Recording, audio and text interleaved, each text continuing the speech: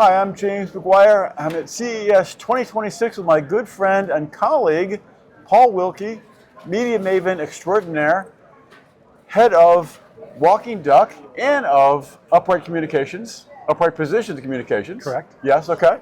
Paul, thanks for coming on board. And what has your sense been of the show so far? Well, it continues. This is probably my 10th CES. It continues to overwhelm. Keeps getting bigger and bigger. I am amazed this is your first CES. It is. Yeah. So I've got kind of a jaded view. I'm a CES virgin. It's all very exciting for me. It's definitely the tech industrial complex. It's grown to be so much. I know you and I were talking earlier about, back in the day, consumer electronics was its own, it was Pocket protectors, handheld video games, basic computers. Right. I remember the turning point for me was when car companies started showing up here.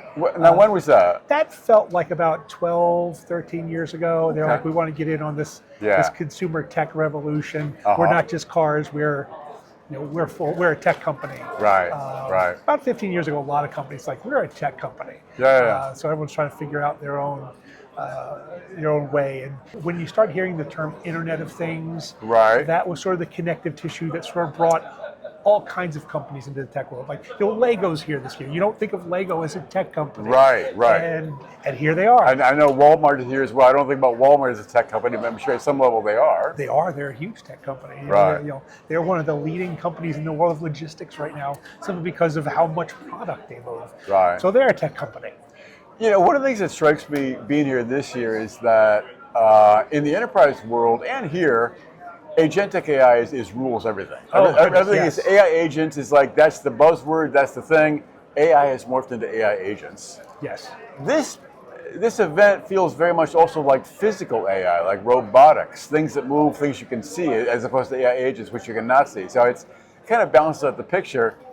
I do find it to be interesting the way AI has morphed into AI agents really quickly. Yeah. And there's going to be managers that are going to manage human teams and AI agent teams at the same time. I think there's probably going to be AI agents that manage teams of AI agents and humans. There's going to be a very odd business hierarchy, which humans and AI agents are up the ladder, each managing to a certain extent the other at a certain level.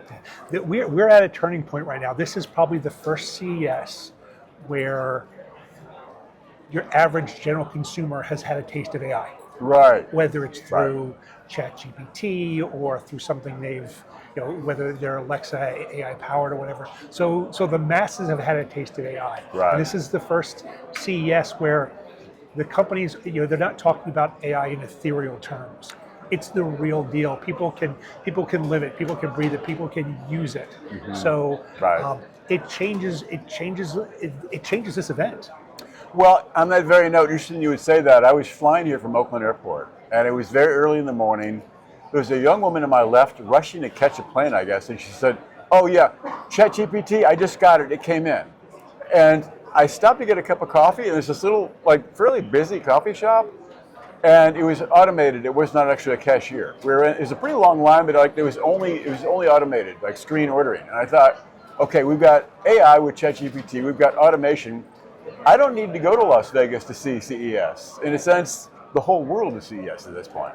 Yeah, that's exactly it. Yeah. The one thing that's always been exciting about CES is you see things that you're not going to see in the market now. Such as? Oh, well, for years we would see, we saw drone technology here that you wouldn't see for 5-6 years down the road. Right. That cycle has tightened. Companies, again, I'll use the Lego example. They're rolling out products that are going to be in the stores immediately. Okay. So it's not a distant thing. It's happening right now. It's happening right now. That's not what CES used to be. It used to sort of whet the appetite of what's to come. It's here. Well, I think it mirrors a larger trend. I mean, technology used to be this little exotic field that was interesting and kind of nerdy and geeky, and we thought about it, and it was distant somewhere. Now it's everywhere throughout our lives. Yeah. So we can't escape it. It's here, like it or not, and I think there's some pretty big changes. One of the things I saw happening at the end of 2026 is the end of what I refer to as happy talk about AI, in that whenever I would ask people, do you think it's going to take away jobs? A lot of people would say, oh no, well, it'll take some away, just like the Industrial Revolution, but many more will be created. And you still hear that, but you hear a lot more people going, well, there's going to be a job loss, and we're not sure what's going to be happening. So I think there's a lot of promise, the beautiful things about AI, like drug discovery, et cetera, but I think there's some looming social changes I'm not sure everyone is really ready for. This is not the migration of horse to car where right. where the horseshoe maker becomes a mechanic. Right. We don't know where we know where the job losses are coming. We don't know where they're going to go to. Yes. Blacksmith isn't, there's no 2026 version of a blacksmith becoming a mechanic. Yes, and I'm a little worried because when people went from the farm to the factory, it wasn't that hard to get trained for a factory job. But if you're going to get trained to do an AI job, I'm hearing 4 years of college, I'm hearing training at least. It's going to be, I'm not sure we're set up for that. It's not just learning the prompts. Yeah, it's it's more than the prompts. It's more than the prompts. Although I do like writing a great prompt. Like, God, that was a great prompt. Great prompt. I get so excited about that. It creates something great. Do you see, anything you see this coming year that people should be aware of? I think AI, anything For sure. AI powered, agentic AI. Right. I think it's going to most immediately change the customer service world. Uh-huh. We've seen bits and pieces of it. You're talking to a chat bot online. Right. We're going to a next level. We're going to another level. I saw someone tweet out the other day.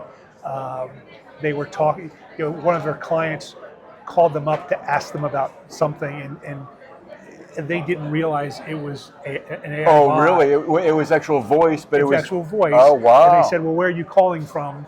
And they fessed up that it was an AI bot. Oh, interesting. And they were furious. They're like, well, I'm not going to work with that client. I'm not going to work with them anymore. Right. But that's the mind shift. There's going to be a mind shift. It's as much as a cultural shift as it is a mind shift, and it is how you approach, how you interact with the company, how companies interact with you.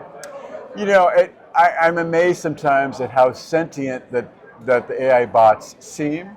I know there was a Google engineer a few years back who got fired because he came out and he said, AI is sentient. I think this might have been even like 2022 or something. Yeah.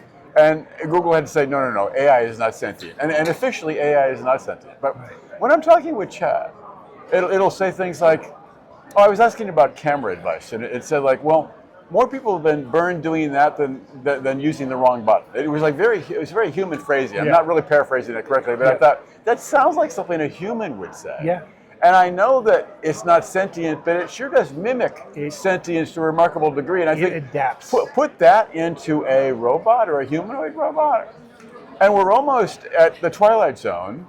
And you are real, Paul, are you not? Are you? Is this just? Right now, just say it. If you're not, I'm not an agentic shopping bot. But you touched on something that made me smile. One of the great things about CES is there's a constant. Robots. Yeah, right. Because I thought I'd not seen as many robots as I thought. I walked the hall yesterday. I thought I want robots.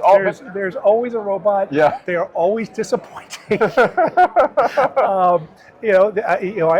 think it was an AP or a Reuters story the other day. People were really excited about the robot that washes and folds laundry. Oh. Yeah. So does that thing exist or not quite? No, it exists. Okay. I want one. Yeah. Are we ever going to get the robots we were promised as children? Right. And the jetpack. And the jetpack and the flying cars. They're all kind of hovering around there. Well, maybe we're going to get more than we bargained for. In that I know some people are having relationships with chatbots. Yeah. And that's why when chat talks back to me in human language, I realize, okay, I can see where someone would have a friendship and/or a relationship with one of these things. Like that's a coming thing. I'm not sure that's good or bad. I think sort of crawl, walk, run. Yes. In the AI robot world, I sort of want robot that can do certain things. I want the butlerization of a robot. Okay. And then go beyond that. We still haven't gotten to the butlerization stage. Okay. Can you get me a can of Coke? Can you get me a pizza? Can you deliver it to me without dropping it? Or some of it's there. Yeah. Not quite there. The butlerization is the bit I'm working towards. I keep thinking this is going to be a project of mine for 2026. I really want an AI agent to be doing some of the tasks that I should not be doing. Like some of those emails, couldn't I just say, respond to these 5 people and have them do it? I mean, like can an agent really? Can I get an agent working in my own life? That's the dream, isn't it? That is the dream. Yeah. Well, Paul, thanks for chatting with me. James, it's been great. Yeah, I'm glad you've got a CES under your belt now. Talk to you soon. You got it. Thanks. Well, man, we should do a show together. That we should do it. Yeah.